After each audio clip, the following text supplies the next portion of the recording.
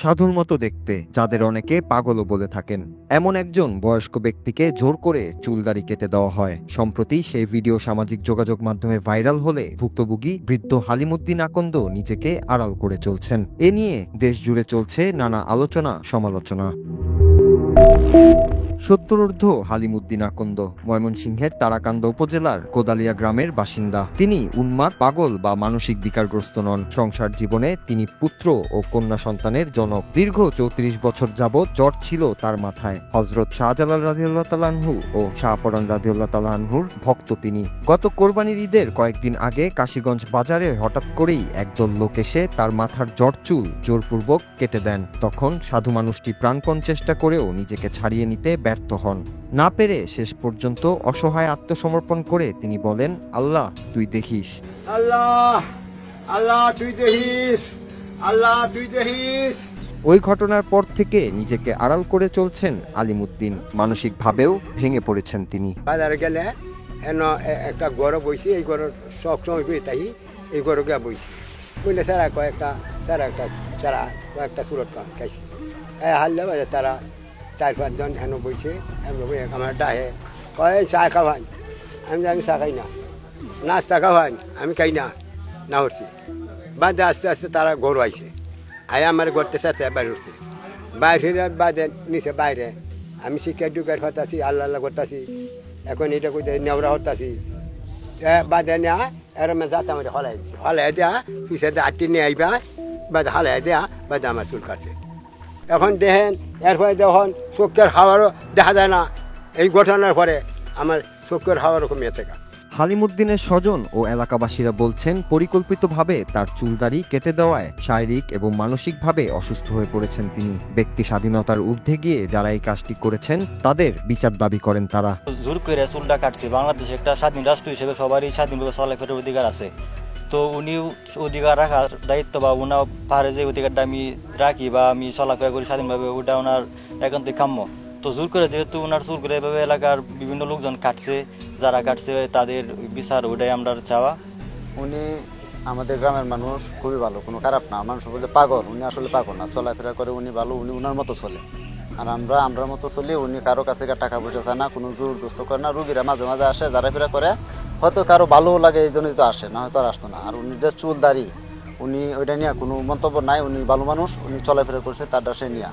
তারা 3-4 জন আমার বাপেরে গড়তে নাস্তা করে বাইর করছে। বাইর করলে আমার বাপের সাথে যে একটা ব্যাগ আসিন, লাঠিটা আসিন, শিকটা আসিন, এটি নিচে গা নেয়া তারা আমার বাপের বাইরে নেয়া তারা জোরপূর্বক চুলটা কাটছে। চুল কাটার পর থেকে আমার বাপ চলতে ফিরতে পারতেছে না, বিরাট অসুস্থ। কিন্তু এটার সঠিক বিচার চাই। আমার বাপ যে এই অবস্থা, আমার বাপের এই অপমান, আমার বাপের এই আমানত জিনিস তারা কেন কাটবো? আমার বাপের এই আমানত জিনিস কাশীগঞ্জ বাজারে আমার বাপের চুল এই দুরিয়া ফুতায়া চুল কাটতেছে।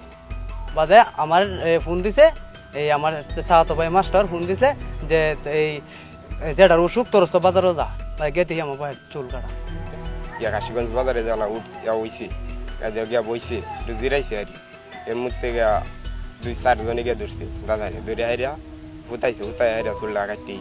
হালিম তরিকায় নকশাবন্দিয়া ধারার অনুসারী জানিয়ে তার সঙ্গে যে ঘটনা ঘটেছে তার সুষ্ঠু তদন্ত করে শাস্তির দাবি করেছেন ময়মনসিংহ বাউল সমিতির নেতৃবৃন্দরা। হালিমুদ্দিন আকন্দ কাদিরিয়া নকশাবন্দিয়ার একজন অনুসারী, সেই হিসেবে উনি একটা ধারায় অনুরক্ত বা একটা ধারার ভিন্ন মতাবলম্বী, একটা ধারার উপর ওনার পোশাক, ওনার জট, ওনার চুল রাখেন।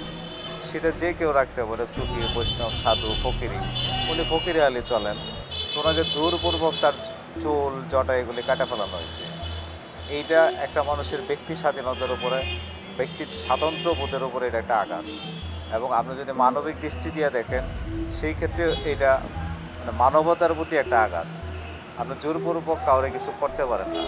সেই ক্ষেত্রে আমরা এই ঘটনার জন্য তীব্র নিন্দা জানাই, প্রতিবাদ জানাই। আমরা চাই যে এই যারা এই ঘটনা ঘটাইছে তাদের শাস্তি হোক এবং একটা দৃষ্টান্ত স্থাপিত হোক, যাতে এই ঘটনার আর দ্বিতীয় কোনো পুনরাবৃত্তি এই দেশে আর না হয়। প্রকাশ্যে এভাবে চুলদাড়ি কেটে দেওয়ায় উদ্বেগ জানিয়ে 25 সেপ্টেম্বর একটি বিবৃতি দিয়েছে আইন ও সালিশ কেন্দ্র আশোক। পুলিশ বলছে, সামাজিক মাধ্যমের জন্য কন্টেন্ট তৈরি করতেই হালিমুদ্দিনের চুলদাড়ি কাটা হয়। এ বিষয়ে অভিযোগ পেলে তারা প্রয়োজনীয় ব্যবস্থা গ্রহণ করবে।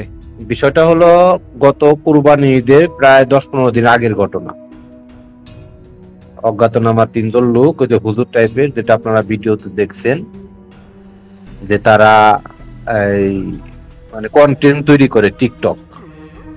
তাদের পেশা হলো কন্টেন্ট তৈরি করে। কেউ এলাকার কেউ তাকে চিনে না। যে ভিকটিম হালিম আকন্দ কবিরাজ, সে ওই কবিরাজের চিকিৎসা বা ফোকরানির চিকিৎসা করে।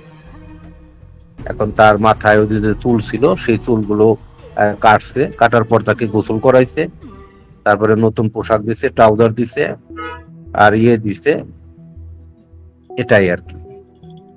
তো এখনো সে সুস্থ আছে। তার সাথে কথা বলছি, তার বাড়িতে গেছি। এই ঘটনাটা গত কুরবানি ঈদের 10-15 দিনের আগের ঘটনা। হ্যাঁ, আইনি পদক্ষেপ ভিকটিম পরিবার বা ভিকটিম সাথে যোগাযোগ চলছে। তাদের চাহিদা বা লিখিত অভিযোগের ভিত্তিতে আমরা ব্যবস্থা নিব। ভিউ বাণিজ্য করতে যারা মানুষের স্বাধীনতায় হস্তক্ষেপ করছেন, তাদের আইনের আওতায় এনে এসব বন্ধের দাবি জানিয়েছেন সংশ্লিষ্টরা। Noor Raju, Bangla TV news desk. আল্লাহ আল্লাহ তুই দেখিস, আল্লাহ তুই দেখিস।